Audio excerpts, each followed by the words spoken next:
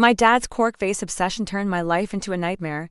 Am I the bad guy here? Okay, Reddit, buckle up because this is a wild one. It all started innocently enough, but it spiraled into a family feud that I never saw coming. Prepare yourself, because you won't believe the lengths my dad went over. A wine cork vase. When I was a teenager, my dad proudly acquired this monstrosity, a huge glass vase crammed full of wine corks. It sat perched precariously on a small table in his living room, a monument to I'm not sure what. For years, it was just there, a quirky fixture in the background of our monthly family lunches at his place. Then came October of last year. My son, a rambunctious 2-year-old at the time, was doing what toddlers do, exploring. In a nanosecond, he accidentally bumped into the table, sending the vase crashing to the floor in a shower of glass and corks. My heart leaped into my throat. One immediately apologized, mortified. "Dad, I'm so sorry, I'll replace it, no problem." My husband and I helped clean up the mess, meticulously picking up every shard of glass. At the time, my dad waved it off. "It's okay," he said, "accidents happen. I'm just glad your son wasn't hurt." I felt relieved. Disaster averted, right? Wrong? So wrong. Over the next few months, I kept reiterating my apologies and offering to buy a new vase. My father remained adamant that it wasn't necessary, that everything was fine. I breathed a sigh of relief each time, thinking he truly wasn't bothered. But that's where the insidious gaslighting began. Towards the end of the year, a subtle shift occurred. My father began to reminisce about the cherished cork vase, casually mentioning how expensive it had been when he originally bought it. It was a subtle dig, a little seed of guilt planted in my mind. As time went on, the cherished cork vase became a recurring theme, a weapon in his arsenal of passive aggression. He'd remark with increasing frequency how my son always broke his vase, even though it only happened once. There were even times he joked that we needed to give him a warning before visiting, so he could hide his precious jewels from my destructive child. The digs became more pointed, more hurtful. The real kicker came last week at a party he threw. A friend of his, someone who hadn't been over in a while, noticed the missing vase and asked what happened. And here's the bombshell. My dad told her that my little brother broke it, and that I hadn't bothered to replace it. My husband, who overheard the entire conversation, was fuming. After the party, I confronted my dad, my voice trembling with anger and hurt. "Why would you say that? You know what happened." His response sent me over the edge. He insisted that he had a right to be angry that my son broke his precious vase. That's when I snapped. I told him he was being completely unreasonable. The fact that he turned down my repeated offers to buy him a new vase didn't give him the right to constantly complain about it. I laid down the law.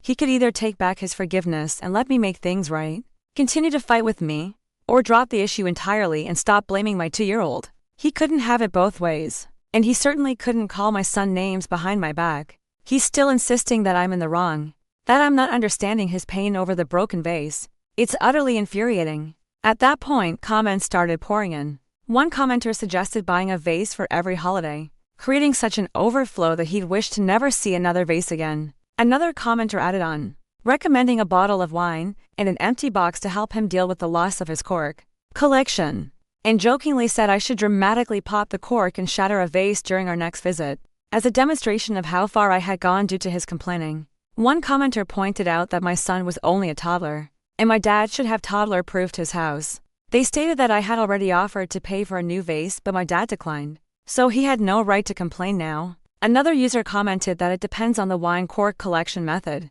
Their in-laws would pop a bottle of champagne during special events, keep the cork, and write the occasion on it, making it a nice way to see all the occasions for celebration over the years. They also said that they were not allowed to run around in other people's homes when they were younger and felt I should have just bought a new vase when it first happened. Another user agreed and asked why I didn't just buy a new vase right away, even if he said no at first. This comment got upvoted the most. I then explained my perspective because the previous comment was the most upvoted. I clarified that I don't allow my toddler to freely run around people's houses. In this specific incident, my son started running around just seconds before the accident, and I wasn't quick enough to stop him. In subsequent visits, I and my husband made sure to take turns to watch him closely. I emphasized that my son is generally a quiet child, so this behavior was not common. I also mentioned that I offered to replace the vase multiple times, but my father refused. After his refusal, I had no reason to believe my father still wanted me to replace the vase. If someone made me a similar offer and I declined, I would not expect them to follow through, nor would I blame them for not doing so. I also explained that I hadn't brought up the vase in several months, So I was only getting engaged at this point because his insults were growing worse and more regular. My dad also lied about me not offering to replace the vase at the party when he told his friend. I also brought up that dementia can be associated with increased aggression and behavioral changes. Because he is 60 years old. Based on the comments, I decided to offer to buy my dad a new vase again. I made it clear to him that this was the last time I would offer. And if he said no and kept complaining, he wouldn't be able to see my son until he cooled down. He finally agreed. The shop where he bought the original vase no longer existed, so I started searching. I found one that looked very similar at a furniture store nearby. We had our monthly lunch at my dad's house on Saturday, which was a good time to give him the new vase. He seemed thankful, and it was even a little cute when he and my son filled it up with corks. I thought the saga was finally over. Then, Sunday happened. My dad called me, his voice dripping with suspicion. He looked up the new vase online and discovered it wasn't as expensive as he thought it would be. "Are you sure this is the best you could find?" he sneered. That's when I completely lost it. I told him, "F it. I'm done with your passive-aggressive bull." I declared that we wouldn't be coming to his house for anything anymore. If he wanted to see my family, he could come to our house. He sputtered and protested, but I stood my ground. My dad never explicitly stated what he wanted, but he continues to whine about how things turned out. My family has been receiving enough criticism as it is, and I don't want this to affect my son even more than it already has. So, that's where we stand. If my dad doesn't want to drive to my house, I don't know if our monthly lunches will continue. I love my dad, but I'm incredibly upset with him right now. If this means I won't see him as much for a while, I might be okay with that. We might both benefit from the time apart. What worries me the most is the connection between my son and his grandfather, and I'll do everything I can to help foster it, but not at the expense of my own sanity. The vase I bought cost about $100. I don't live in the US. My dad claims he doesn't remember how much the original cost, but that it was more than that. He wasn't even attached to the vase itself. He was only attached to the corks that were inside. Those, he was able to save. I think the new vase is fine, but I do not know how to make him happy with anything I do. To begin, one commenter remarked that I was definitely not the a-hole, and the new vase's price should not matter. They felt that my father's behavior was bizarrely ridiculous. I had already taken the best possible action to resolve the issue, and it was up to him to be humble. I mentioned that I did not regret buying the vase, and that I would never have reacted the way my father did, and was very confident about the quality of the vase.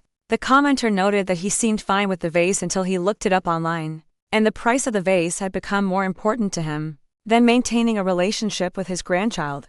They felt that my child was better off not being exposed to such pettiness and unnecessary drama. I agreed with this commenter's effort and that my father needed to recognize what was important and make an effort to improve the situation. I hoped my father would come around because I grew up distant from my grandparents and always wanted my child to be closer to his family. Another commenter recommended me to prevent my son from becoming the object of my grandfather's jokes, such as being referred to as a little troublemaker. Something that has the potential to be a humorous family story could have a long-lasting and detrimental effect. Another commenter shared a personal experience, recalling how they were made to feel terrible for losing a pitch pipe that came with their great-grandfather's violin.